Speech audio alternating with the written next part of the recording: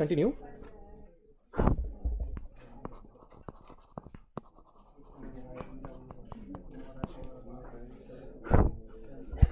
So in the last class, guys.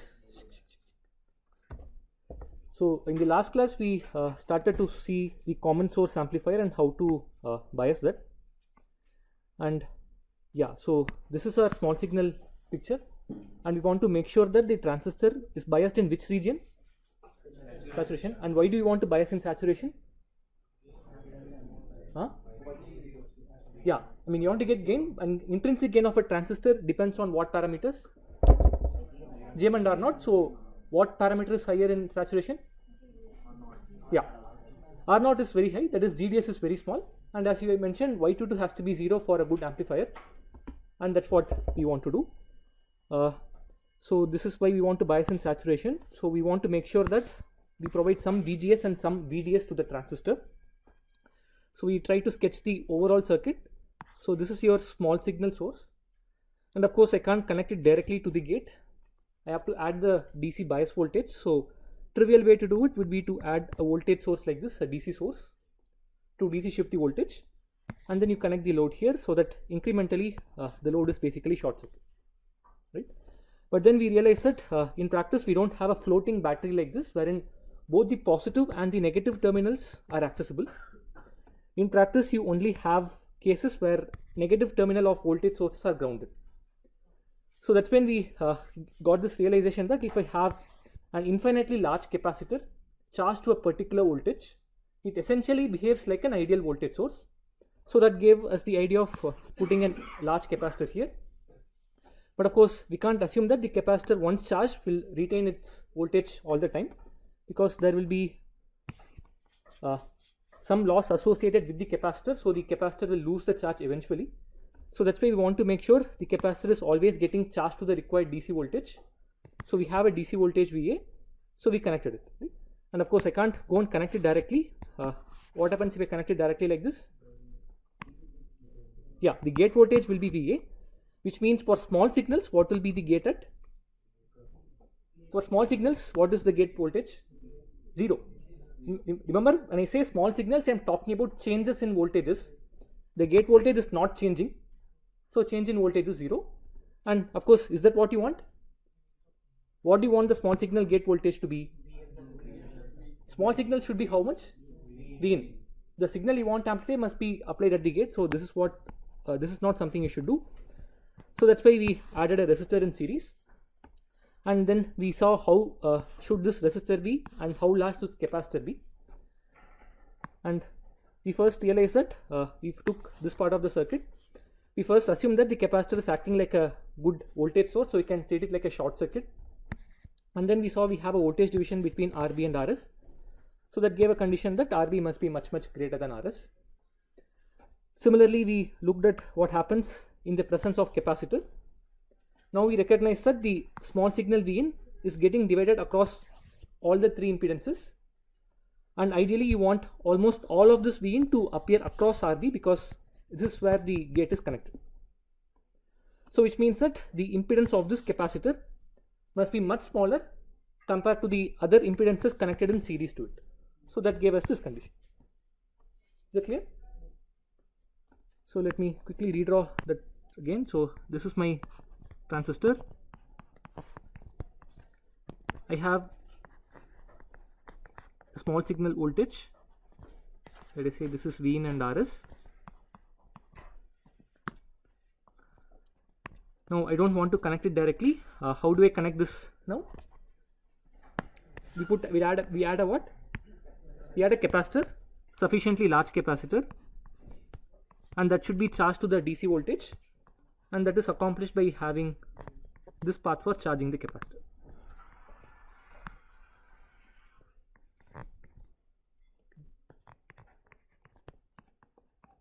I'll call it RB. And of course the load is connected here, and you have the battery. We call this VB hat, I think. And as we saw, we have to make sure that RB is much larger than RS.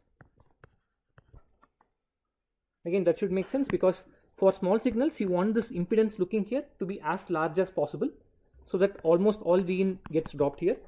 So the resistor RB should be large, and again large, small, they are all relative terms. Here we are comparing it with respect to RS. Right? Similarly, we also looked at the minimum value we can use for C1. Again, the idea is you make sure the impedance of the capacitor is much smaller than the other resistances it is connected to, which is RB plus RS. So which means I know minimum C1 I should have is 1 by omega times RB plus RS, and here I will use the smallest possible omega or largest possible omega. Smallest possible omega, because you know what is the signal you are going to amplify, so you will have an information as to what is the minimum sinusoidal frequency content in your signal. You use that omega here.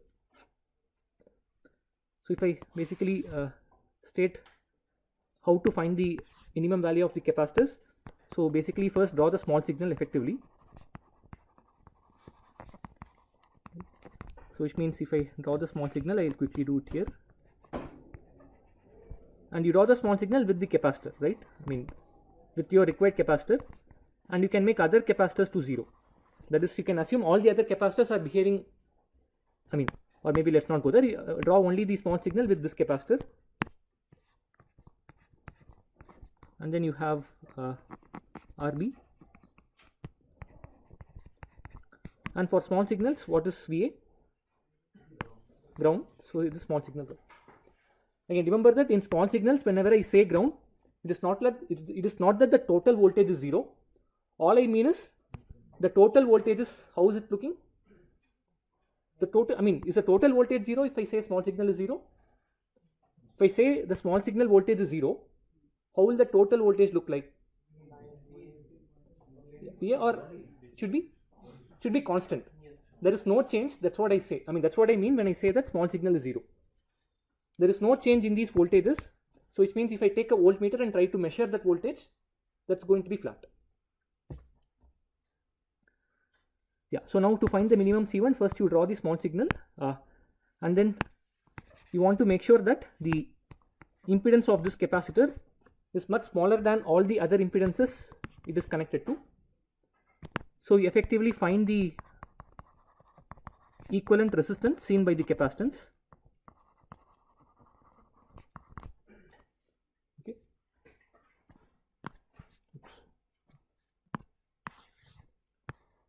And in general, let us say I have two terminals and I want to measure the effective resistance across these two terminals. What will you do? Huh?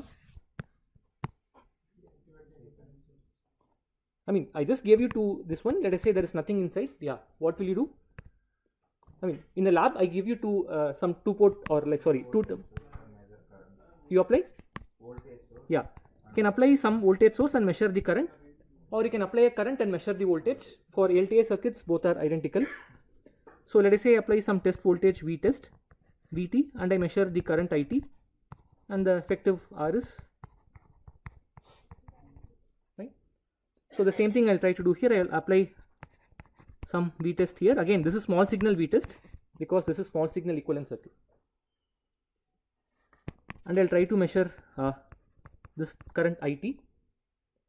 But please note that I want to find what is the contribution of Vt to It.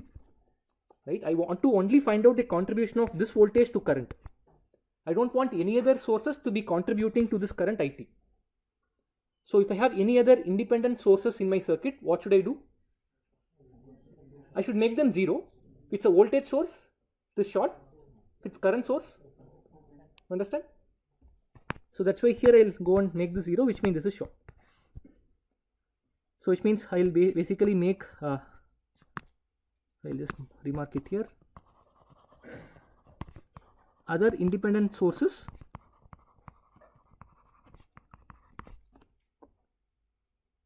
because our goal is to find out what is the contribution of this test voltage to this current. That's all. I want to isolate that part, so you make sure all the others are 0. And of course here you can see the effective resistance is just series combination of RS and RB, because It's effectively a closed circuit. They are in series. Is okay? Any confusions? Fine. Okay, so then let's move on. So now this is your prototype amplifier. We have common source amplifier. Let me erase this. Yeah. Now it turns out there is another practical problem with this implementation. So it turns out again, if I take any load in practice, one end of the load is typically connected to ground, because for all that matters, this might be connected to another analog circuit, so that will have its own input resistance, so that will be connected to ground. Right? So which means I can't go and connect RL here. So this cannot be RL. So basically, I'll say this is some other resistor here. I mean, I'll have to have some resistor here so that we draw current from the supply, right? But now I have RL here. What can I do? How do I connect RL now? Huh? Where do I connect it? Yeah, I mean, there is nothing wrong. I mean, to the drain. Yeah, that's something you can definitely do. But of course, the moment you do this, now you see that your RL will also contribute to your DC operating point, because this RL will start to steal some DC current from this. So which means you have to take into account for this RL when you are biasing the transistor. That's not something impossible. You can easily do it. But the practical difficulty is that a lot of times you don't know what is this RL going to be. Sometimes the load resistor can change. In that case, all your operating points will change. So that's actually a practical problem. So which means I should make sure that the DC current flowing through RL should be how much? 0. Is that clear? So if the DC current through RL is 0, what is this voltage? This voltage must be 0. So let me just remove this. This is 0. Now I know that my operating point drain voltage is something. So of course RL has to be connected here somewhere, somehow. But I can't directly connect it because there is a DC drop here. So if I give you all ideal circuit elements, what would you put in between these two so that the DC voltage is shifted? Yeah, if you give all ideal voltage sources, I mean all ideal elements, what would you put? We have something more ideal than a capacitor. I mean, I want to DC shift this voltage from VD to 0. I put a voltage source. So in principle, I'll put a voltage source here. But of course, we already know we can't have voltage sources. Yeah, so what can we replace this with now? A capacitor which is sufficiently large.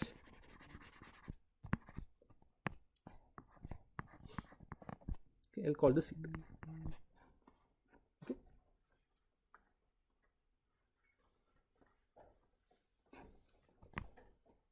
Now let's confirm that the capacitor indeed charges to the required VD. Now in steady state, what is the DC current flowing through the capacitor? We saw it in the last class. In steady state, the DC current flowing through capacitor is 0, because otherwise the voltage across the capacitor will keep ramping up. As long as your circuit is stable and voltages are all finite, the DC current in steady state is 0. So which means this current is 0, this voltage is 0, the capacitor charges to the required VD. Is this clear? Okay. So now let's quickly find out how large this C2 should be so that we are fine. And for that we'll follow the same procedure. First I'll try to draw the small signal equivalent. So maybe I'll try to draw it here. So I have the small signal voltage V in. I have RS. Now I'll assume that we have chosen the capacitor C1 properly so that this behaves like a short circuit. Okay. So we'll assume that this is taken care of. So this is behaving properly. So capacitor is a short circuit. Okay. And here I'll have RB, and the other end of RB is connected to VB. VB in small signals sorry, other end is connected to this voltage source VA. So for small signals, how do you replace VA as short? 0. So this is how it's going to look like. Is that okay? And then I have the transistor.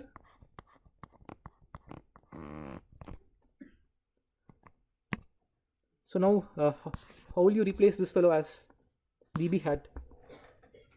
That is also a short circuit. So I'll have, say, RD. This end is connected to small signal ground. So now I'll consider C2 like this as it is. I'll keep it like this. And I have R.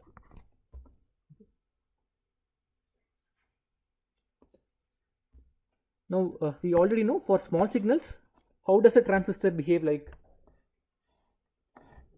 Voltage control, current source in parallel with its intrinsic resistance R0.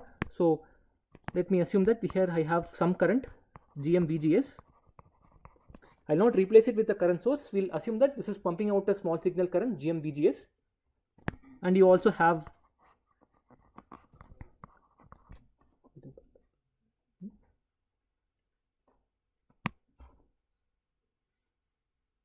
now I look at RD and R0. How are they connected? They are in parallel. Is that clear? This, I mean, RD is one end of RD is connected here, other end is ground. Even R0, one end is connected here, other is ground. So I'll basically take this fellow off and say this is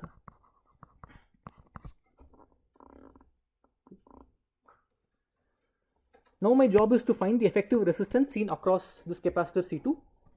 So I'll again try to apply some test voltage and try to find the test current. And when I do this experiment, what will I do to V in? I should make it 0.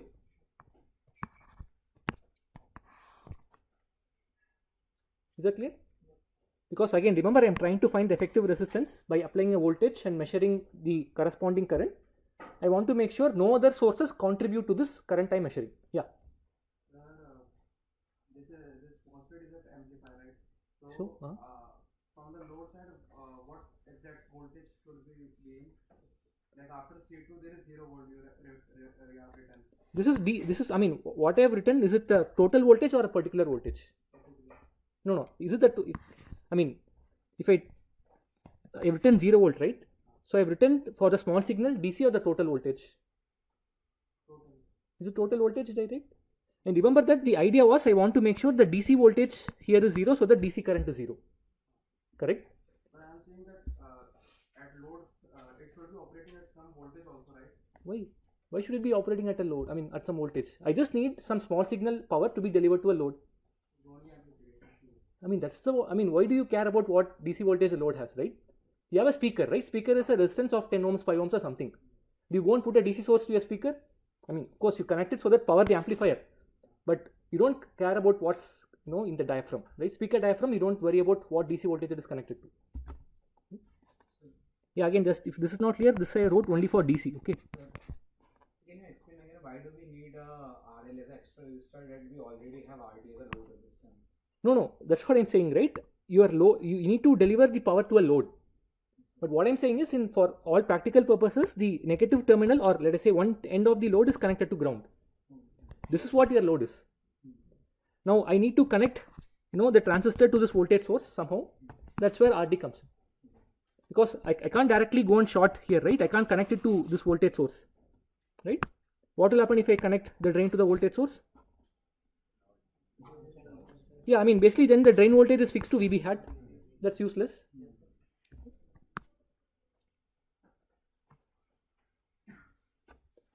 Okay, so now let's return. Any questions on this? Any confusions? Okay. Yeah, so now what is the small signal VG now? 0. So what is the small signal source voltage? So what is the current GM VGS? So this is basically not active. I can get rid of this. Maybe not erase completely. I'll just remove this.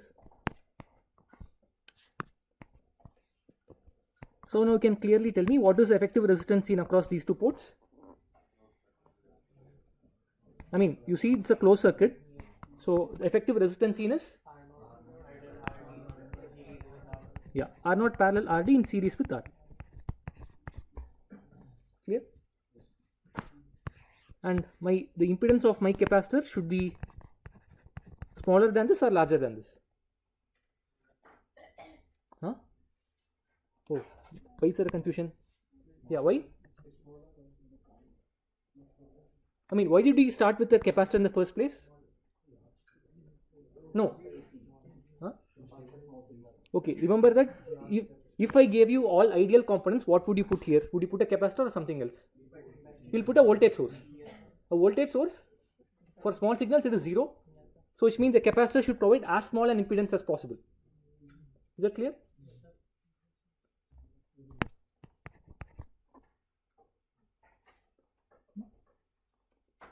That's why please understand why we are using the capacitor in the first place. I mean, if let us say world is all ideal, you would not put a capacitor here. You would actually go and put an ideal voltage source to DC shift the voltage from VD to 0. Correct? So you are basically trying to mimic an ideal voltage source. So which means for small signals, this capacitor better act like a good short circuit. Or if not for short circuit, try to make the impedance as small as possible, and you make it smaller than this quantity. Is this clear?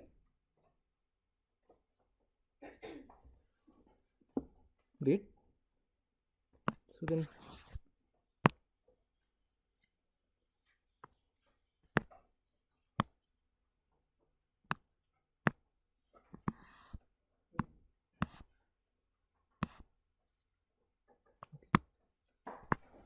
erase all this. Okay, so again this again is a practically usable circuit, but we can make it even more slightly better. See, now we see in the circuit I need to have two voltage sources, VA and VB hat. Now among these two, which is higher? Which do you think will be higher? VA or VB hat? Why VB hat is higher? Yeah, remember that for saturation your drain to source voltage must be much larger than your gate to source voltage. So obviously your drain voltage is going to be larger. So which means this drain voltage is larger than VA. Your VB hat is much larger than this voltage itself. Is that clear? Fine. The drain side voltage should be larger than the gate side voltage. That's all. Fine. So now looks like I already have a higher voltage source. Can I generate a lower voltage from that higher voltage? How do you do it? A potential divider. So which means in principle I can take this voltage source VB hat,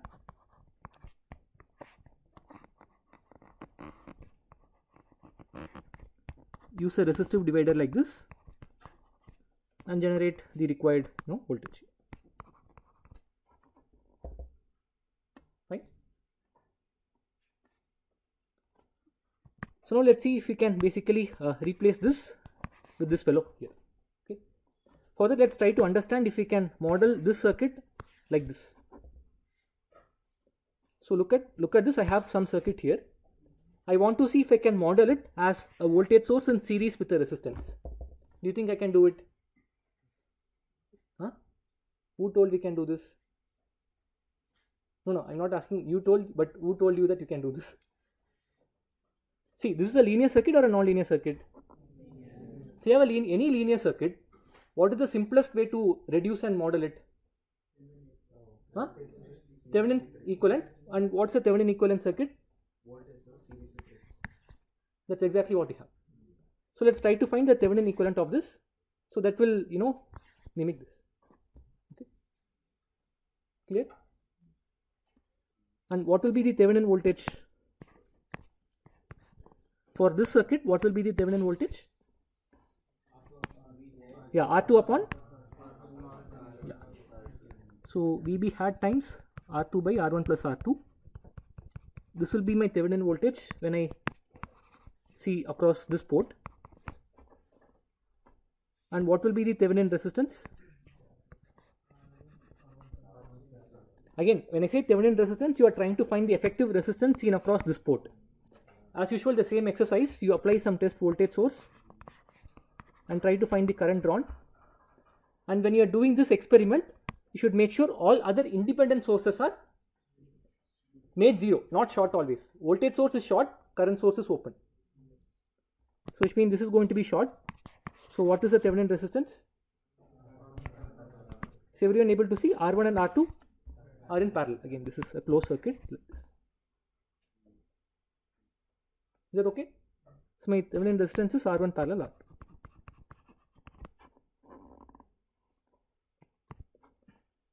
So which means now I don't need to do anything. This I can replace it with this. Is that okay? Because we just saw that. Sorry. If I have, maybe I'll erase this, copy to a new page and.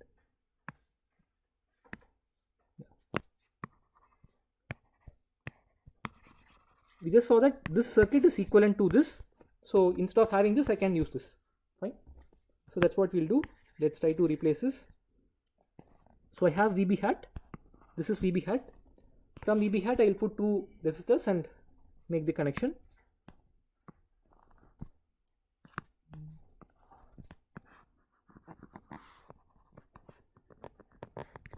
So we'll call this R1.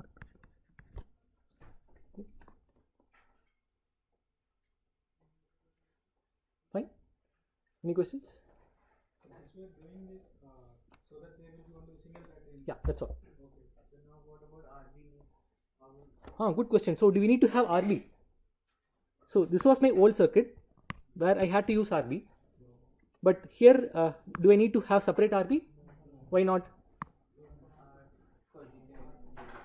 Huh? No, but see that, I mean, this circuit, when I model this, I already have a voltage and RB. Now here, what is my RB? I mean, basically, with the moment I change to this thing, I have an effective RB, which is this. Is that clear? Very good question. I mean, we don't need to have RB because this is the effective model, you already have an RB.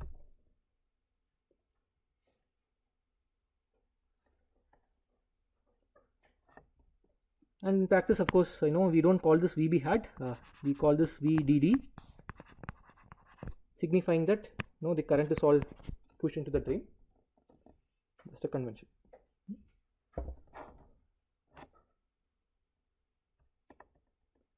So is everyone on the same page on how to bias this common source amplifier now? Clear? So please remember, we all started, the genesis was from here, right? I had a simple circuit like this. We try to see what all we can fix it and make it better, and that essentially gave rise to this final circuit. Okay.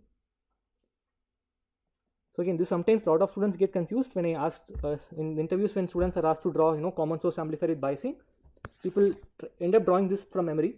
But the moment they are given, let us say I give a DC voltage source and AC voltage source, connect them, people sort of lose it. So the point is, there is no merit in by-hearting or memorizing circuits. Understand the origin or genesis of the circuit, right? Why did we make the circuit? Because the same common source amplifier, I can, let us say, give a circuit that looks like this. Where is it? This will also be a valid circuit. I can give you this circuit. This will also be a valid circuit. I can give you the one we saw today. This is fine. This is another variant we saw. This is also another variant. It looks like there are multiple different variants, but at the heart of it, everything is a common source amplifier. Only thing that is changed is some ways to bias it here and there, right? So if you don't understand the circuit, because tomorrow I can give a different combination and you will be, completely lost. So that's why I'm emphasizing on understanding how the circuit is derived. Okay. Great.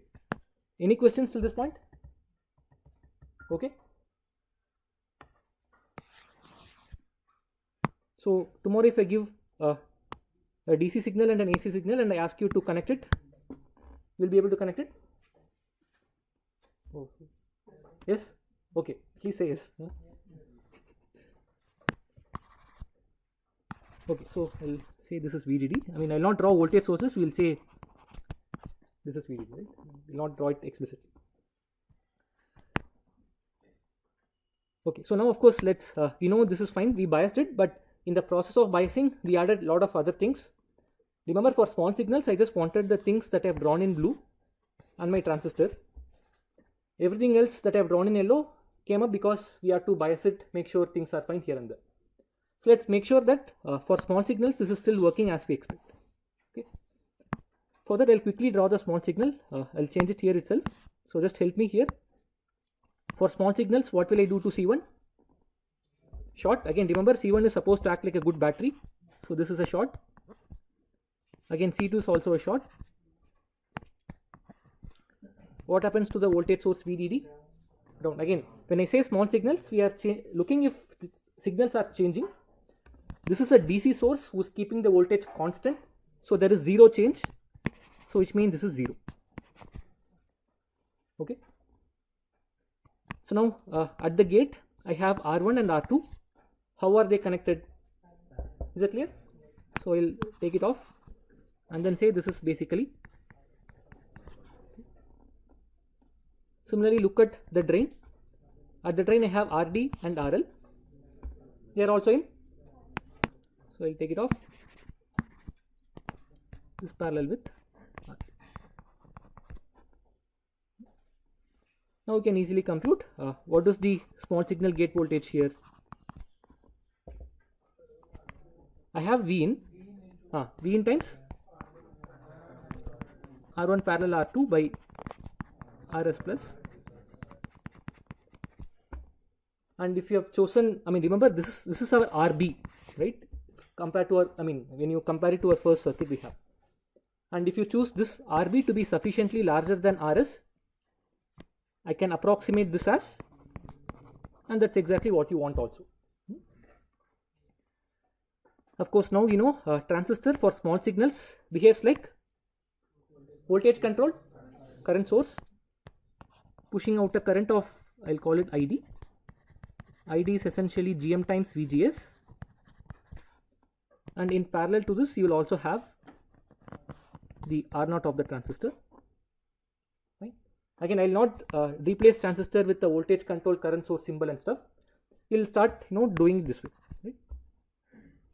So that it becomes much easier, right? Because otherwise every time you have to change this transistor into symbol of voltage control current source. It's not here. Let's try to do it this way. Okay, so now I know what is my ID. ID is GM VGS. And what is the small signal VGS? Small signal gate is approximately V in. So what is small signal VGS? V in. So this is basically GM V in. Now you should be able to tell me what is my small signal V out. How much is that? I have a current ID. So what is the current flowing up? Minus ID. What is V out?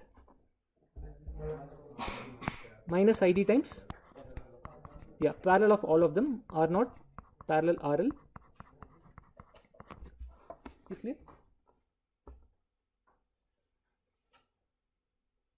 And I already know this is basically GM times V in, so I'll say GM times R0 parallel RL parallel RD.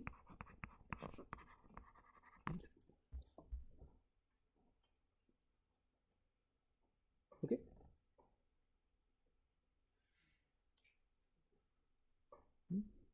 Any questions?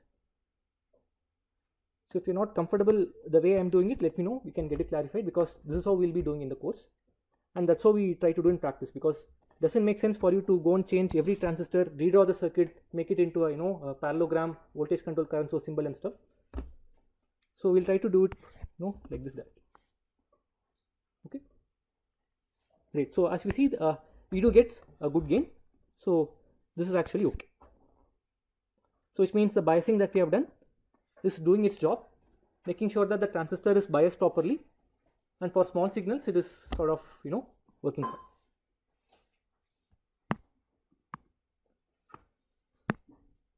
So in practice this is what we call as constant voltage biasing.